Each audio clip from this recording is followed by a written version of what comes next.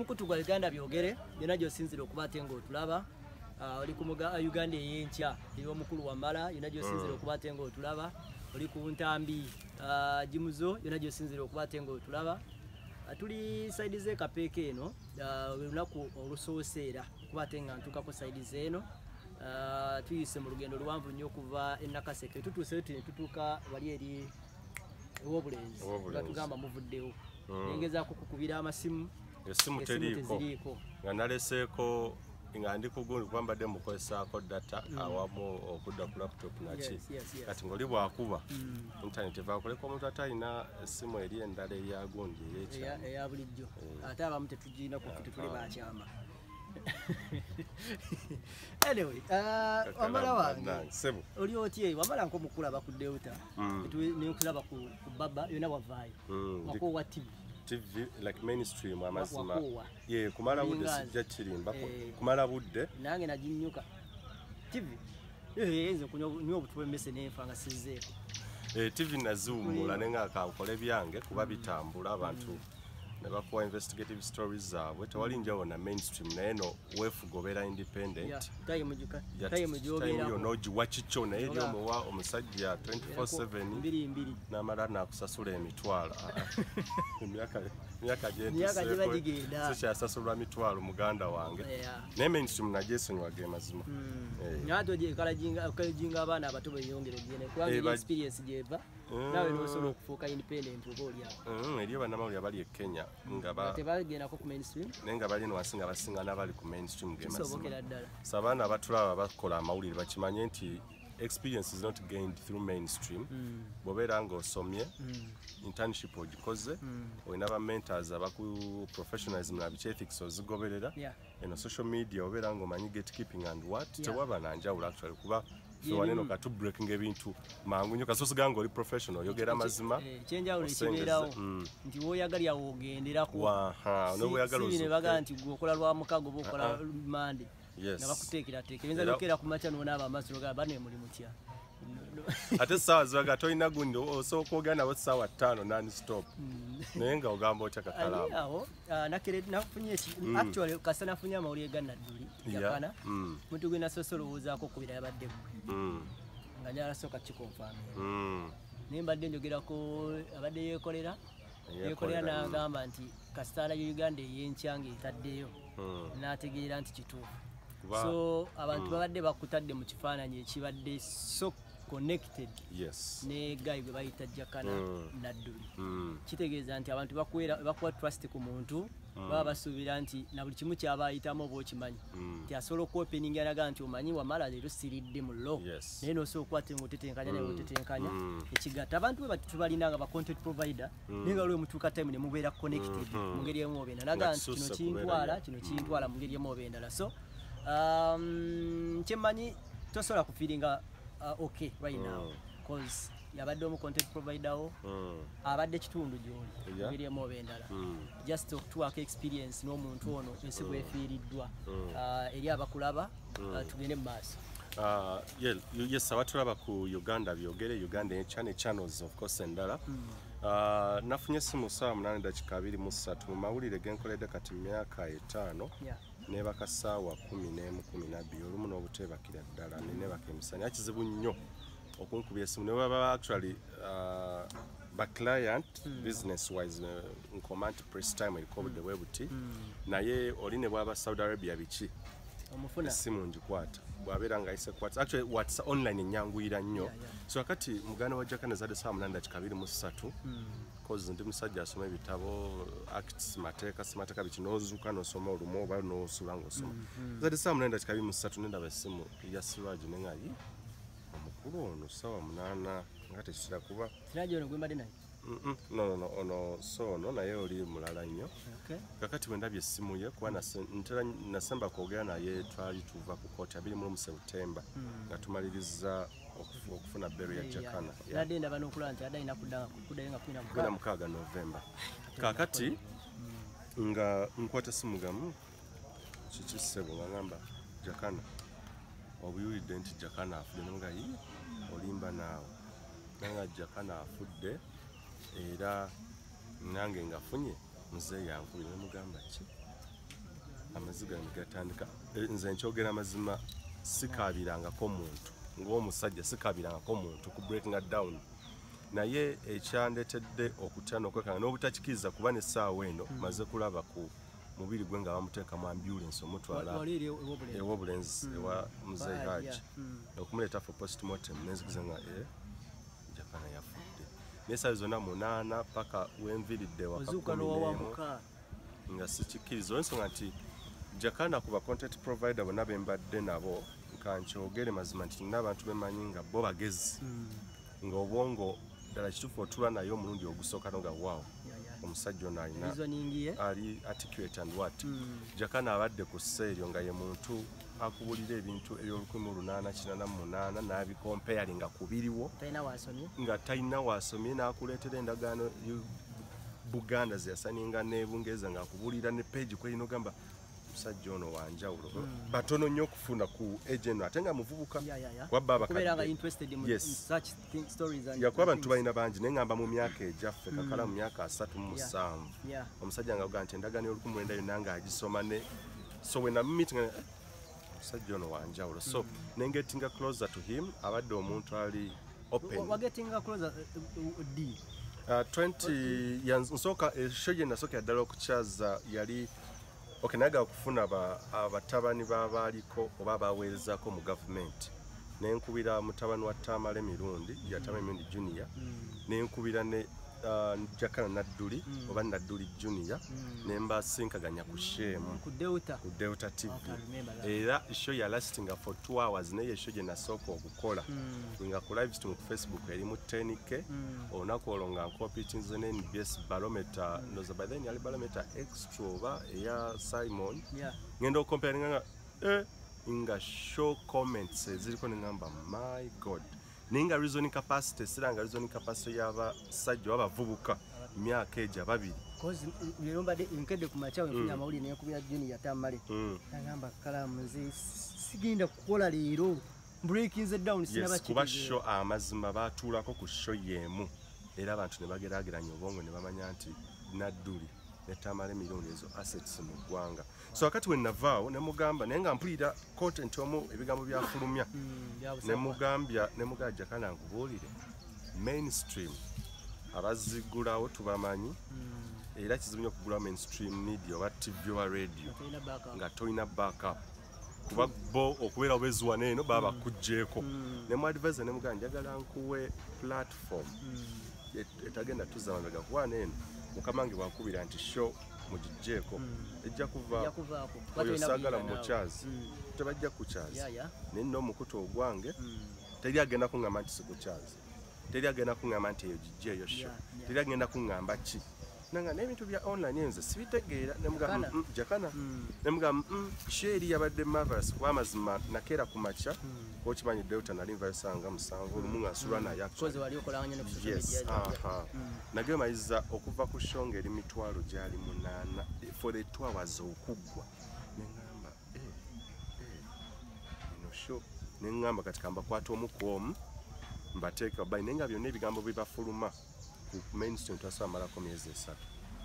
kuba baali bavubuka bato nga following bajjajja kimuleetinga ku speed ya yiri nga kizibu nnyo ne mukama ajja funa pressure kuba Jakana yajjira mu style nga Buganda ekisobye akyogera ekisobye ku gavumenti nga akyogera n'ekisobye mu makaage nagamba omuzeeyi wange yasobya ng'ali independent nnyo namuga no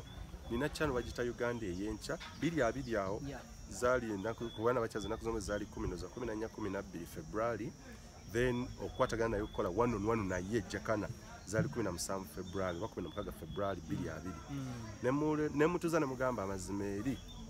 tojja kuwangaala osooka wanga ova ku radio ne bakwata ba TV kuba obiziba zaakyo nangamba oba ne tukwane live nti bagenda n'okukwata kwennyini nga bakulaba nakyo kitegeera nti online ena ekintu kyegira nti erabisa nnyo balwanirako nnyo entalo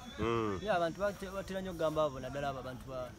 nakugamba nti tebaddamu okuzunzizaako obuzindalo bwabwe abo no nti oliwe kiba kimukutte nawe kisobola amazima it's the way to go kakalamu oli najja n'atukwatira wano face ye bagirabye bamutegedde naye ku mainstream oli mukama asogamba muleke police togirago kitegeera ne mugamba ne mutuuza nangamba ne IT simutegera ne mugamba nze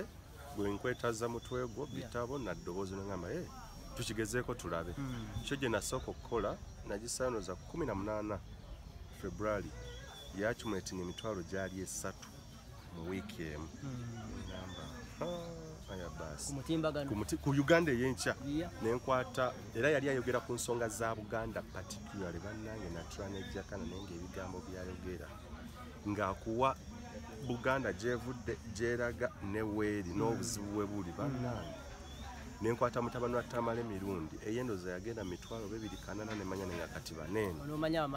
mbalina era mbafunye so kaakati Jakana Nadduli utandike nga show comments nzirabye ne views nzirabye naye wali nali siraba views abali ku TV bali bameka nanga wano bwe bateke nti abantu batano be balabye aho kangende n'ekyo era means era TV ndoza aho nazifezinga out bwe yalaba giri emitwalo 3 nagamba ne comment nyingi bampa ne feedback nga nzagiraba nanga tugende wali kakati netandikawo okukola show buli week actually show nga tukola show nga 4-5 lunaku netuziteeka ogenda okulaba mitwalo 10 mitwalo naga era kuva olutaddanga ku TV kati nangamba kati njagala tugule ebyuma tutandikire ddala tusetting up buli kimu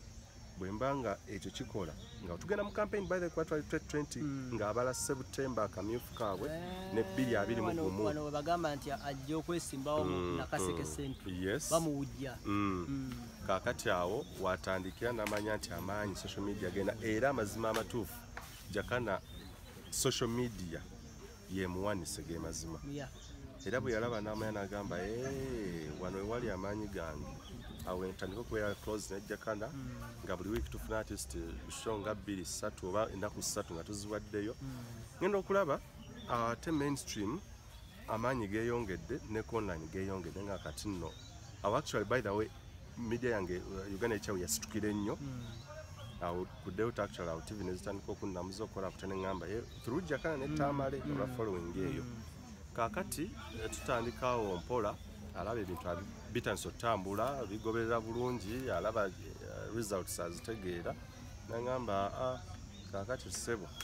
emmotoka weeri mafuta weegali buli kimu mu covid awo nga lockdown ezze naga nti naye ffe tujja kukola kitujja kutambula era ffe sijja kikweka mu covid ffe twatutambula na program tuzikola olwa gundi ezo nti nze ndi munnamawulire twali tutambula nga nze era nzija eno kuba yayita so atambula nga talinago naye we yatuuka nafuna permit n'atambula kakati netujja netuzikola mu covid-19 nga tutuyada so olunaku netulumalayo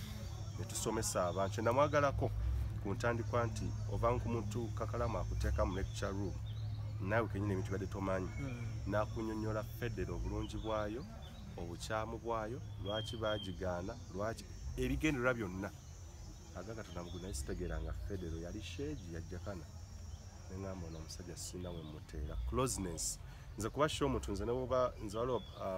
bannabyafuzi abankubiranga naye nga nsobola okumaza emyezi 3 nga sinnakuwa show nga nkyakunoonyereza mmanye buli make an impact ovaamu sense okola otya Nadduli ne Jakana yali shame neŋŋamba kati onneetamayo emirundi bammala era actually benagenze nzimbirako ba Dr. Miriam Matembe Dani Mulika bakatikkiro baani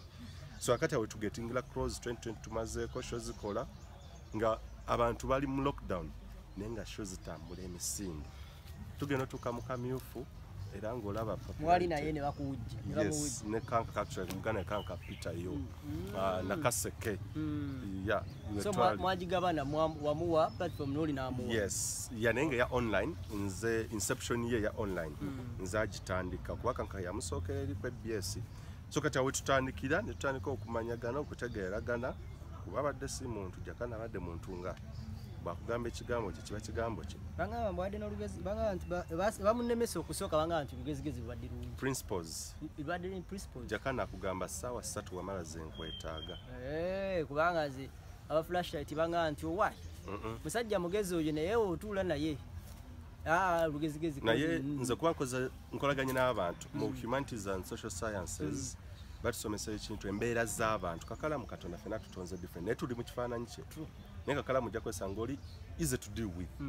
nga oli ajja kubeera nga yeegiriramu naye Jakana ye muntu gwe wafunanga obudde, you sit down with him, nze kuba ntegedde okukola na buli muntu. Bwe bamanyi nti Dr. Miriam Matembe kino kimunyiiza, I don't go there. Bwe bamanyi nti Jakana Nadduli kino kimunyiiza, I don't go there. Muntu wa principal, ade wa principal, era yakugamba nti woba ogenda ngenda okwogera, don't control me. And bwe kyandibadde independent journalism. Kakalamu okola ku radio yo ba ku TV, tonetala kungamba nti toyogera ku gundi. Bwe basiwe mudde basivumye nga yagala musalako. Yes, kasita musobodde. Yagala ayogere ekintu nga bwe kiri. Ayagala obalize bakutwali bulungi. Okero kwankolaganya emyaka 3 ya tebankwata nkote bantwalanga no. Tegeza naye tira bweriri. Amazima ekintu kiri eno to amazima gali nti. N'abatukulembera amazima bagamanyira bagategeera. Kakalambo boina fact. Nkimanyi nkugobera ku radio. Sulianga konti bakutte nti bafuna kechipapula kyali kimu ne yatira bakimpa mu bukyama. Yes. Lwaki tebakwata? Tebankwata. Bakitegeera. Kuba byoleeta sisubira nti abakalebule. Era sawe ni wandi badde n'ebisawe papula bingi. So kati okumakumako. Yes, naye Jakana na following nnyo. Ne manya nti omuntu wa principles bweza sasa tula eriyo shows yatukanga. Ezuwere 3 nga tonnajja ng'agenda. Nzikuba abantu bangi bekwaganye ba Captain Mike Mukula sasa tuweziwe nga tozzeewo ng'agenda naye era kiba aba mutuufu lw'ensonga ine ebirala. So abadde mu trainer principles nze era namumanyirirayo nti bwabeera nga nti oba mutayinza oziyita entondo bana kibwaba tekyagala oba olugezigezi yoyo kolagana naye mu mbeera ye kuba alinako ebirungi fena tulina ebirungi n'ebibi so tetuli bantu tuli 100 ku 100 so abadde omuntu ayogera amazima oba wakoze ensoli agigambiraawo oba nakwesondaga kino tekyansanyikiza kino ki abadde omuntu atakuuma busungu mutima kasita ayogera. Okay, Jakana abalekedde enjawukana ababiri gwe ne kankaka. Nze nno mu mawulire ne mu nkolagana ey'abantu nange nze saagala nnyo kintu kyakuga nti wabeewo njawukagana naki kuba kankaka njogera naye era n'ebyaliwo nze kenyini personal professional nga munnamawulire kakala mwe bampeereza story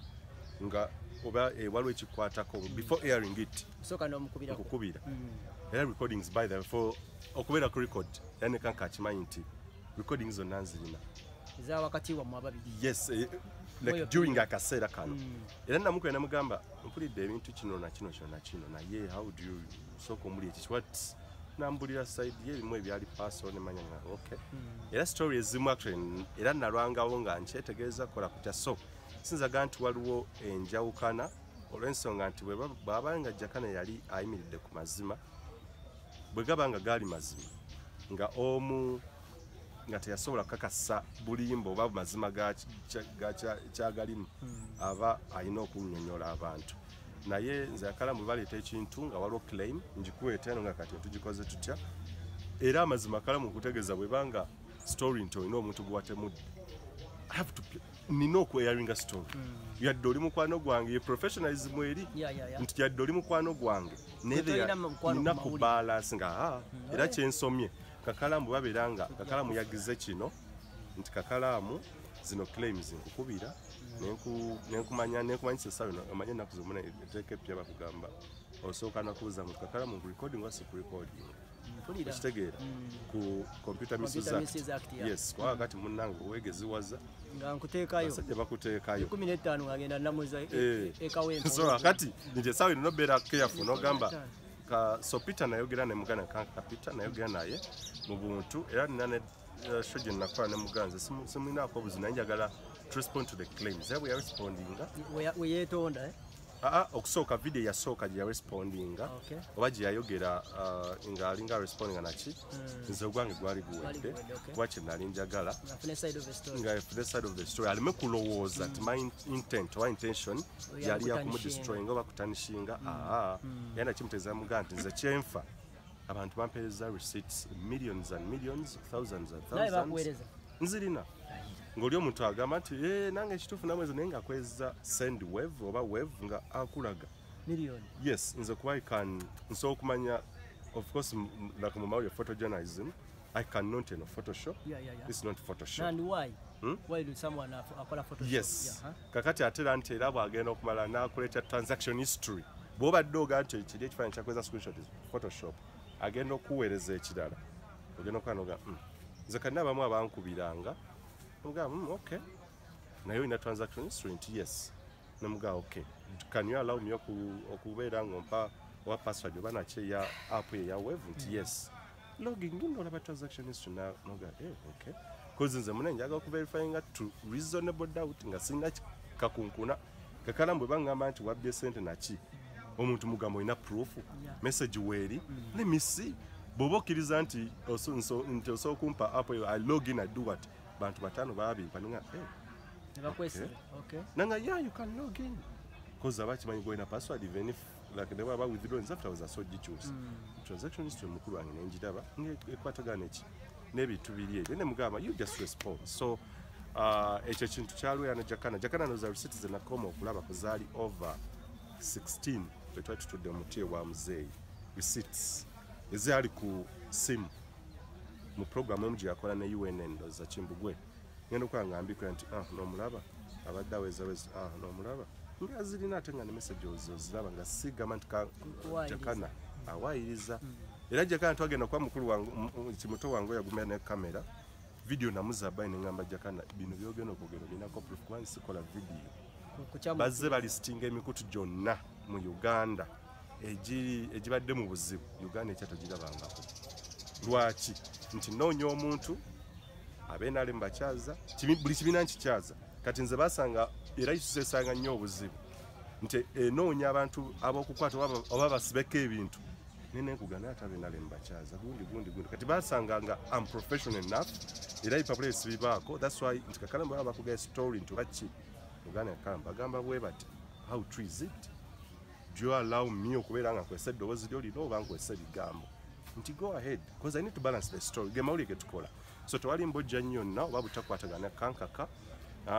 nze njaga nnyo kuba ekyantamale ezirina nsona naziga abantu esooka ddala accountability bwe manja government accountability naye kenyini nga munnamawulire wamala I have to account bwe mba madde nsabye abantu katugeze kati ng'okufiirwa ke tulimu omuntu munaasooka okumpeeza $5 million zigende wa muzeezi kitegeera abakuwadde n'olowooza nti tajja kumufuna muzeezi abakuwadde omulimu kakala mutu obyogerera wano kakala mulenzi ogamba kakala minenampeereza $2 million wa hajj nonga obuyalo obukuliko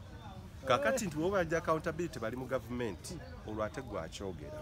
kakati munange tulina okwegendereza ensi atandikirawo nakulabyeko ku lumbe lwa muzeeyi kankuweereza ezo muzeeyi ozimutwalira abaakwadde omulimu nti ensi eno munange kakala gye tulimu obwerufu amazima obwenkanya kikulu wanze munange nsijja kulimba Jakana bazzenga bamweza ssente nga mukwira lwampeeza n'emitwalo 9 giijo naye from nowhere Jakana yangamba ebyo byuma byo kamera byamu from nowhere bino yina gadgets imperative nenga out of amaze okutrustinga by the okubeera kakala mukolagana n'omuntu it's out of trust nagamba nti oyo simu byera badakyogera ku kamera nti wamala ono simu ina mbuzi kubanga esezza nnyo okitegeera so bwe tuba tugamba nti kakalamu kati oli nnyo mu entertainment omuyimbi bwogamba nti mazina tubeere professional kitandike naawe obeere professional nti lwaki omira ku stage n'okuba omuntu microphone naye kakalamu omuntu bw'anaakulaba nga oli ku kivulo oba engule finals ate n'okola ekintu kugamba tulina okuportrayinga ekifaananyi bye twogera bye tulina okukola ki okufaanana so nkigamba sena mugano wekankaye kane n'abalabe ffennaffe bannamwe ffenna kituzingiramu nga tonagamba nti abali mu gavumenti babbye ssente naki naawe basobola okwesizisa akatono okatuusa kakalamu nkyogera wano ntezo gakangese kakalamu nze kwaliwo Jakana kyangambangezesezzaako nnyo ku muzeeyi Magala nti era waliwo omuntu eyamwerezanga akakadde eyawezanga Jakana akakadde nenga Jakana yo line give me that number mba omuntu I confirm cause saagala kufulumya kigambo ku channel yange kyabulimba kino kisigaddewo ebbanga lyonna yes wabyo bisigalayo tebirivaawo omuntu era abayaka downloadinze dda era bwe buli mu kutambula kati olaba bufubutukayo kano kali era bwe yampa ennamba y'omukulu nenjogera nemugamba nemubuuza ebibuuzo byange nti watandika kweza sente ddi ona receipts zaazo olina gunenga kati nekireka nze nengamba kankaka adiringe ne